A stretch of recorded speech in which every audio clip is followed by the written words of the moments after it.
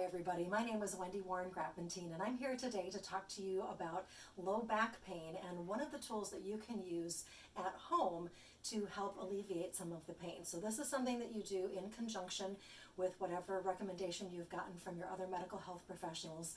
I am a massage therapist at Group Health Cooperative and I work with a lot of people who have low back pain. And one of the things that I found is that somewhere around 95% of them usually have tightness in their glutes, so in those butt muscles. And using a really common tool here, just a basic tennis ball, can make a huge difference in alleviating that pain. Again, something you can do in conjunction with whatever else you've been told to do by your other medical professionals. So today I have somebody here with me. I have my lovely little model here who's going to help me show you exactly how to do this. So come on a little closer if you would. And in fact, I'll come on over here. I'll scoot you this way. And I want to show you, let's turn you around. And it's important to understand a few things. I'm going to explain what to do and also why we're doing it. So spine comes down like this. As your spine comes down, it gets wider and wider until it gets down to what we call our sacrum, which is right here at the top of your behind. And then your tailbone kind of goes a little bit lower. Where we're going to be working is right below these hip bones here and right along the side of the sacrum, that lower, wider part of your spine. And there's an area that will work kind of along the edge here, so I'm going to push into you a little bit here. Don't push where you can hold onto the wall if you need to.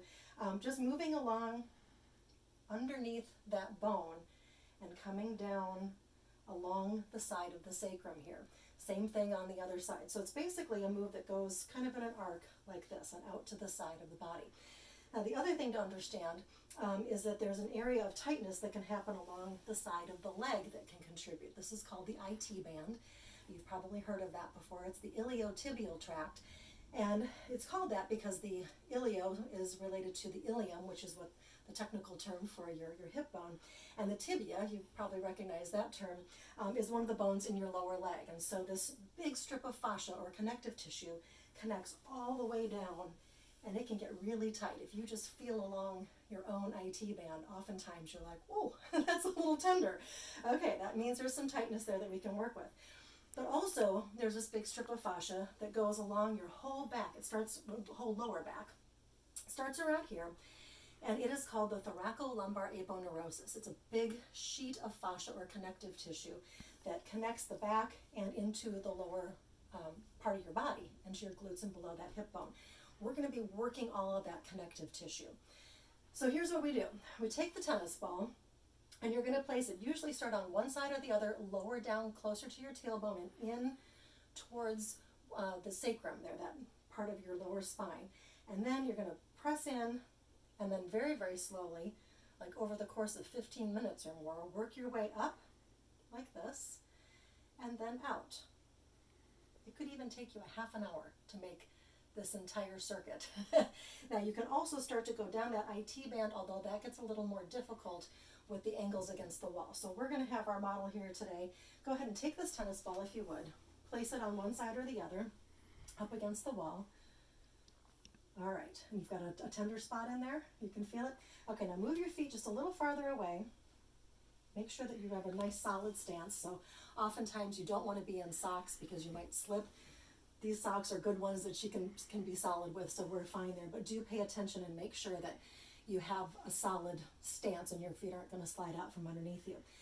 Now you're just leaning back into the wall. Got a little pressure there? Okay. So now you want to go to what we have called the edge. So there's just like the edge of the pain. You don't want it to be like out so intense that you can't handle it. Then your body's just going to react and try to protect you. You don't want to not feel anything or nothing's happening. You also don't want to just roll around, right? So roll a little bit here and show them like you could just roll side to side. Probably feels a little good. You feel like you're doing something. It's not actually making a difference. The trick here is patience. So you're going to have to stay on the one spot. And what you're doing is you're going to push until you get to that edge, that, ooh, okay, kind of the good hurt. You can feel something's happening. And then stay there. Then check your shoulders. Make sure you kind of give them a little roll and let them drop down. Make sure you're relaxed. Take a nice deep breath down into your belly. Relax yourself. And just try to melt into that tennis ball. As you do that, I'm going to explain something here. The concept is the melted stick of butter.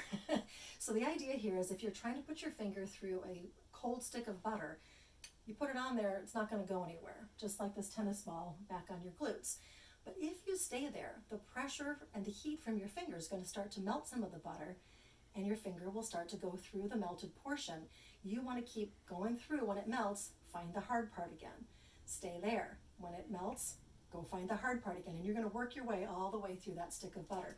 You're doing the same thing here. So when you feel like there's not much more intensity anymore, lean back in a little bit harder, just until you get to that edge again.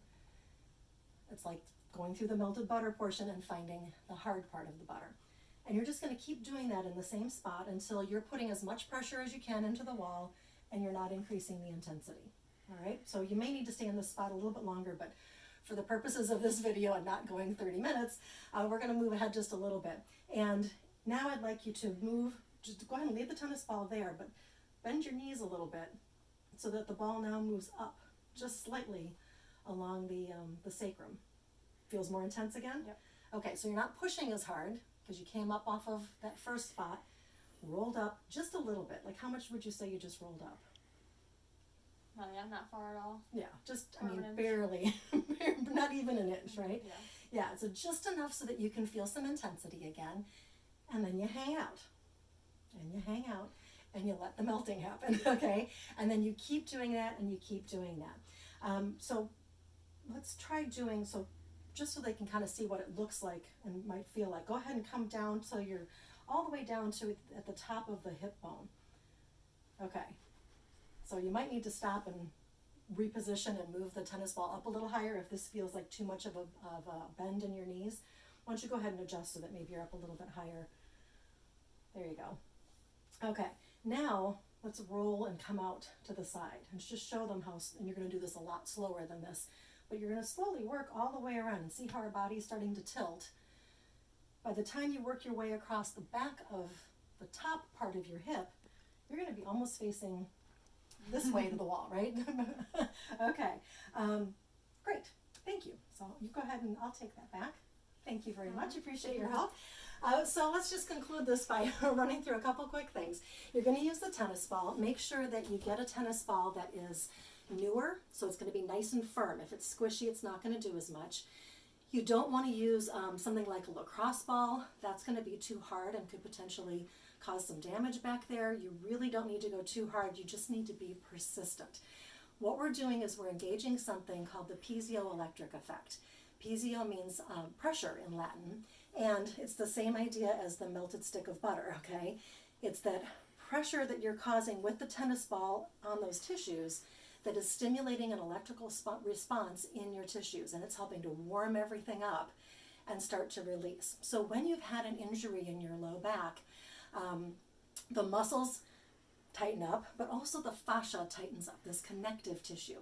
Fascia gets tight because of injury or weakness in the muscles around it. So even if you don't have technically a back injury, but low back pain nonetheless, it can often be because of the tight fascia that you have. And so using the tennis ball is going to help warm up the fascia and get it to let go. So it's kind of like little collagen fibers. The collagen fibers are in the fascia. They're knit together, and when they're working well, they're going to move as you move, nice and easily. When you've had an injury, they say, "Ooh, we got to provide support." So they knit themselves together really tightly, and then when you try to move, they don't want to go anywhere. And so you start to have some pain. Fascia has a really big impact on all the tissues in the body. It has a tensile strength of up to 2,000 pounds per square inch. So when it gets tight, it can put pressure into all the other systems in your body, pressing on nerves, pressing on muscles, and causing pain just because the fascia is tight. So using the tennis ball the way that we talked about here, going up, starting on either side of your sacrum, down by your tailbone, moving up and then out along your hips, out to the edge of your hips, and then potentially down the side as well, you're going to be releasing that fascia. So do remember that the key here is time. Go slowly. Don't roll back and forth. Just roll till you find some intensity and then stay there. Go deep, deep, deep, deep. Come back. Roll up just a little bit. Go deep, deep, deep, deep. Come back. Go up just a little bit. Same thing, all the way up and over. It's a pretty basic tool, but it's one that I have found works so well both in my own body. The few times that I've had some low back pain, it's made a huge difference. It's worked for people in my family, and it's worked for lots and lots and lots of my patients. So I hope that it's something that can be a tool that will make a difference for you too as you work through your low back pain. Thanks for joining me today.